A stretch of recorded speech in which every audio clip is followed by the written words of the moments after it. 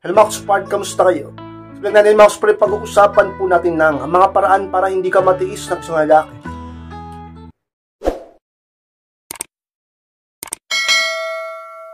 At kung handa na kayong lahat ay magsara po tayo at muli, be inspired!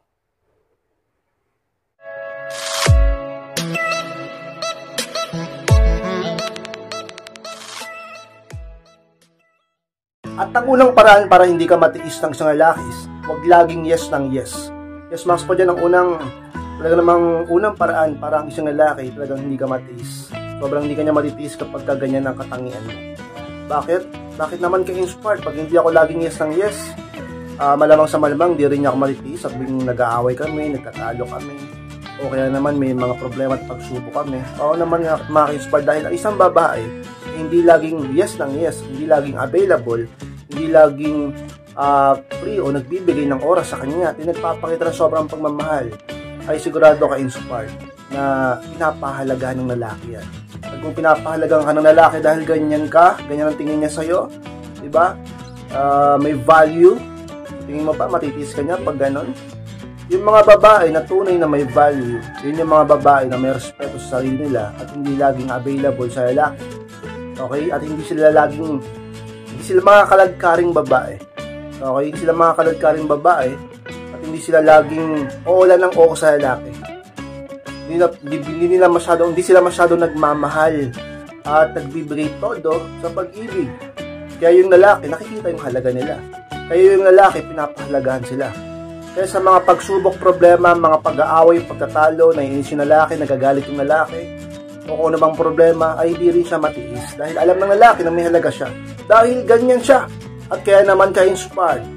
Kabaliktaran, kapag palagi ka lang available, palagi yung yes ng yes sa kanya, sunod ng sunod, minsan kahit mali na yung ginagawa o inuutos o nire-request, okay lang sa'yo.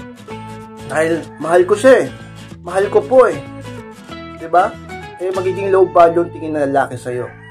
At dahil low value yung tingin niya sa'yo, dahil bigay ka ng bigay. Kung ano yung binibigay mo. Kung ano man yung binibigay mo, ikaw na nakakaalam nun. Oras, pera, lakas mo, sarili mo, buhay mo. Diba? Bigay ka ng bigay, yes ka ng yes. Kasi, wala. Hindi niya makikita yung tunay mong halaga pag gano'n. Maniwala kayo sa akin ka-inspired. Ngayon, matitiis ka na lalaki pag gano'n? Oo, sigurado, malamang sa malamang matiis ka niya. Dahil hindi niya makita ang halaga mo. Lagi niyong tatandaan na hindi ka matitiis ng isang lalaki kapag nakikita niya ang halaga mo. Matitiis ka lang niya pag di niya nakikita ang halaga mo. Totoo yan. Kayo inspired yung boyfriend ko, yung partner ko, yung asawa ko, natitiis ako. Ibig sabihin pa, di niya pa nakikita ang tunay kong halaga. Malamang sa malamang, oo, kayo inspired. At sa mga may partner dyan na hindi kayo matiis, ibig sabihin lang nun, nakikita nila ang halaga mo. Diba? Bakit mo titiisin ang isang tao na may halaga para sa'yo? Ganun lang kasimple yun kay inspired. At isa yun sa mga paraan upang di ka niya matiis ng sobra. Huwag kang laging yes ng yes, huwag kang laging available, huwag kang may buhusan lahat para hindi lumaki ang ulo niya, hindi siya magsawa sa'yo, at di siya maging mayabang, at lagi ka pa rin niyang mahalin at pahalagahan, at di matiis ka inspired. At ang pangalawang paraan, Max Part, para hindi ka matiis ng isang lalaki, kapag kaya mong manahimik at lumayo. Yun ang pangalawa at mahalaga sa lahat kay inspired. Pag ikaw ay isang klase ng babae na sa gitna ng mga pag-aaway, pagtatalo, at hindi pagkakaunawaan sa isang relasyon, ay kaya mong manahimik at lumayo, diba? O mag-pull away, o mag-walk away, ay talaga naman kay inspired. Hindi ka matitiis ng isang lalaki. Dahil yung mga babaeng tunay na may value, tunay na may mataas na value, lahat naman tayo may value, tunay na may mataas na value, yun yung mga babae na hindi pala away talaga. Mga babae na lumalayo na lang kapag sobra na. Mga babae na nanahimik na lang. Hindi yung nakikipag-gera ka pa sa partner mo, makipagbungangaan ka pa, makipagmurahan ka pa, tapos magsusuguran pa kayo kung saan-saan, ipapahiya nyo pang sarili nyo kung saan-saan, at makakapagsalita pa kayo ng mga hindi magagandang salita sa isa't isa. Nasaan ang value nyo pag ganon? Kaya naman, matitiis ka talaga niya. Una sa lahat, makikita niya ay ganyan ka pala. Ganyan pala ugali mo, ganyan ka pala magsalita. Pinapahiya mo ako sa ibang tao. Binabasos mo ako sa mga salita mo. Bungangera ka, palaway ka. Mahilig kang sumugod. At iba pa. O, matitiis ka talaga niya pag ganon. Pero pag ikaw yung klase ng babae na nag-aaway kayo, meron kayong pinagtatalunan, meron kayong pinag-aawayan, di kayo magkaintindihan, ikaw yung klase ng babae na tatahimik na lang, di ka makipagtalo. Sa halip ang gagawin mo, di ka muna magpaparamdam. Space muna, mananahimik muna. Diba? Di ka makikipag-away. Tapos, kaya mong lumayo pag sobra na, lagi ka na lang sinasaktan, lagi kang pinagsalita ng masakit na salita, lagi kang ginagawa ng mali, sa tipong toxic na, o yung tipong na klaseng hindi ka mag-i-stay sa isang tao, isang bagay na hindi nagdudulot sa'yo ng improvement o magiging masaya ka. Lalayo ka muna, talaga naman ka-inspired. Papakita mo sa kanya na ikaw ay klase ng babae na hindi basta-basta. Paghahabol yan sa'yo, hindi ka rin niya matitiis. Yun yung mga babae na nagno-contact call na lang, mga babaeng sabihin nating kayang mga independent, kaya matatag, malakas. Pakita mo sa kanya ganyan. Pag ganyan ang pinapakita at ginagawa mo sa relasyon ng isang lalaki, di ka talaga matitiis. Tandaan nyo yan ka-inspired. Kaya mong tumahimik at lumayo sa mga sitwasyon na bagay na talaga namang alam mong mali na at di na nakakatulong para sa'yo at sa inyo. Ang lalaki ay maghahabol talaga sa'yo, ka-inspired. At ang pangatlong paraan maka-inspired o talagang dapat mong gawin upang isang lalaki di ka talaga matiis is kapag di ka nagmamahal ng sobra. Ang pangatlo ka-inspired.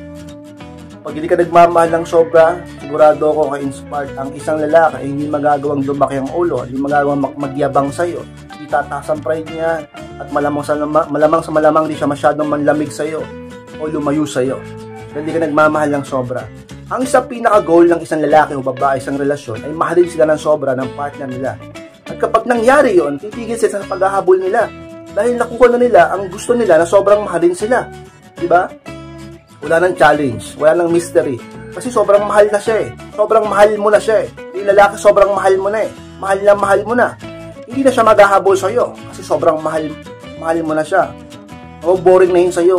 Maghahanap na yun ng ibang challenge. Kaya huwag kang magmahal ng sobra. Para lagi pa rin siyang maghabol sa'yo. Huwag mong ibigay ang lahat ng pagmamahal mo. Sapat na pagmamahal lang. Tamang pagmamahal lang. Para palagi pa rin siyang maghabol sa'yo at hindi ka niya pagsawaan. Laging may challenge, laging may mystery, laging may spark. Pero pag kuhang-kuha ka na niya, baliw na baliw ka sa kanya, palagi ka na naghahabol, nagpapakamartir sa kanya, ay makikita niya yun. Mapipil niya yun na ganun ka na. Hindi na siya maghahabol sa'yo. Lalaki pa ang ulo niya at malamang sa malamang matukso pa yan sa iba. Dahil naghahanap nga ang tao ng challenge. Nature ng tao kung minsan na pag sila naboboring na sa isang relasyon ay maghahanap sila ng kakaiba, adventure. Pero dapat palaging nagcha-challenge sa inyo ang partner nyo, ang isang lalaki. At palagi ka pang nagpapaganda. Marunong ka sa game, marunong ka sa self-improvement, ay talaga namang mababalaw sa iyo ang isang lalaki. Sa lahat, huwag ka magmahal ng sobra. Una sa lahat, panalo ka na dahil kapag ano man ang mangyari sa huli, ay matitira sa sarili mo. Hindi ka gaano masasaktan. Hindi ka naman nagmahal ng sobra eh. Yun unang panalo mo. Pangalawang panalo mo, sigurado ako, di ka niya matitiis nga kapag ka sa mga panahon na nagtatalo kayo. Dahil alam niya na hindi mo naman siya ganun kamahal. At kaya mo siyang iwan. At di ka takot na mawala siya. Diba? At kaya mong mag-isa. Dahil di mo pinakitang sobra mo siyang mahal sa isang mga paraan upang di ka matiis ng isang lalaki. Ka-inspired. At ang pang-apat na paraan maka-inspired para talagang di ka matiis ng isang lalaki. Kapag hindi ka nagpapabaya sa sarili mo, yan ang pang-apat ka-inspired sa pinakamahalaga. Sigurado ko ang isang lalaki, ang partner mo, ang sawa mo, ang boyfriend mo, ay talaga namang di ka niya matitiis kapag ikaw nakikita niya na hindi ka nagpapabaya sa sarili mo. At palagi mong minamahal, pinapahalagaan, inaalagaan, iniingatan ang sarili mo. At talaga naman, may mataas kang pagmamahal sa sarili mo. Talaga naman ka-inspired ang lalaki, makikita niya yan. Makikita niya yan sa sarili niya. At masasabi niya sa kanyang sarili na ito basta-bastang babae.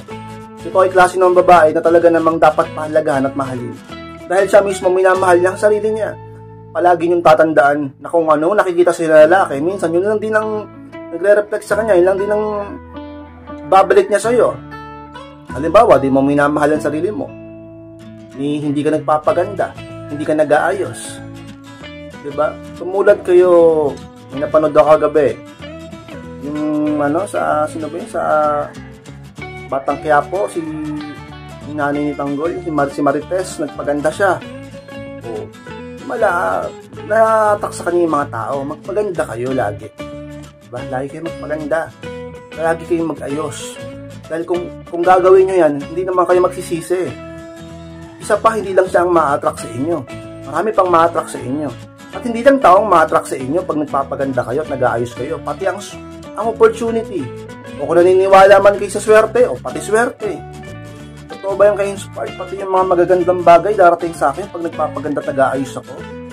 Maaring palaring ako. Alam nyo mga ka-inspired, real talk lang. At naobserbahan ko na rin to. At maaring ramdam at nakikita nyo na rin to. Lamang ang maganda talaga. Tapos maganda pa ugali mo. Talaga naman. Tingnan natin kung di ka umasenso. Oo, ka-inspired lamang pag maganda talaga.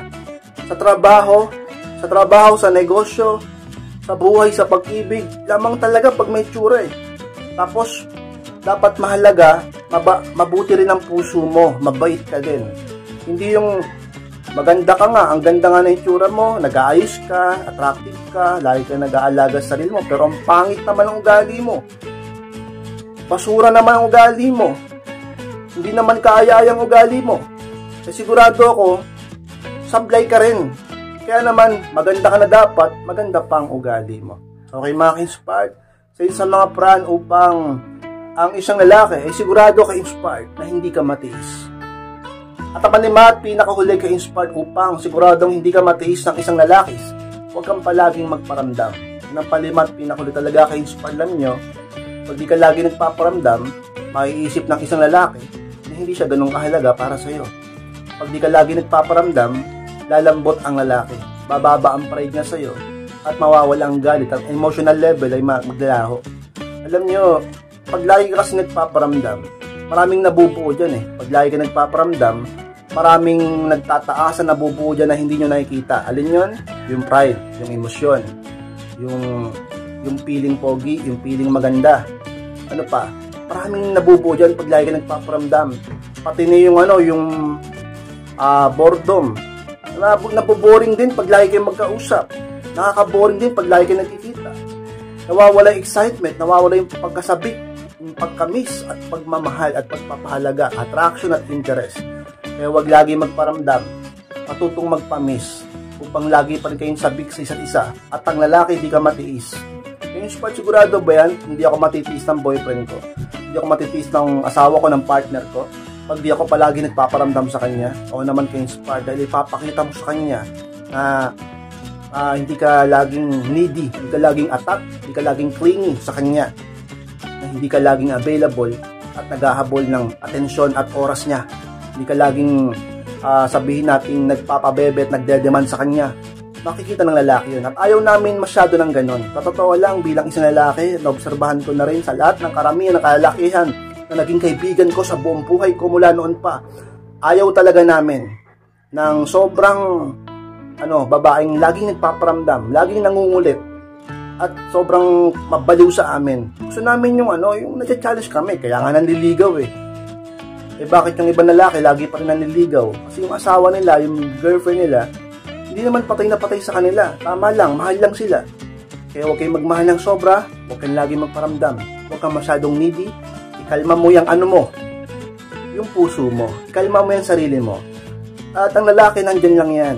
Kang laging available, akala mo lagi, lolokohin ka, akala mo lagi, hindi magre-reply, akala mo lagi, may ginagawang kababalagan, akala mo lagi, hindi ka na mahal. Mag-focus ka sa grind mo, sa trabaho mo, sa negosyo mo, kung ano mang pinagkakabalahan mo, at mag-focus ka sa self-improvement mo at sa personality mo. Magpaka-high value ka lang, magparamdam ka lang ng tama, magbigay ka lang ng sapat na oras, magbigay ka lang ng sapat na pagmamahal. Huwag mo lang siyang kalimutan, huwag mo lang siyang pababayaan, huwag ka lang magkulang sa panahon na pag binibigay mo sa kanya, huwag ka lang magkulang sa kanya sa mga bagay-bagay na kailangan siyang relasyon. Sapat lang, huwag sobra. Upang ang lalaki, laging mabalo sa iyo yan, laging maghabol sa iyo yan, at higit sa lahat, ay hindi ka niya matitis ng sobra. At palagi pa rin siyang nandyan ka-inspired. Mas po lang po na maraming salamat mga sports pagtapos po ng vlog nito. Huwag pong kalimutan na mag-like, comment, and share na rin po upang makatulong din tayo sa iba at sa mga hindi pa po subscribe ay mag-subscribe na po mga sports at click ko na rin po notification bell upang maging updated kayo pag may bago akong upload. Sa mga gusto magpa-coaching, magpa-advise, pakimess lang po ako sa kayong Facebook, ayun po yung profile picture ko at FB ko, at paki-chat lang ako at ako mismo magre-reply sa chat nyo at kakausap sa inyo. Maraming salamat mga sport. Mag-iingat kayong lahat. Mahal ko po kayo. At muli, be sport!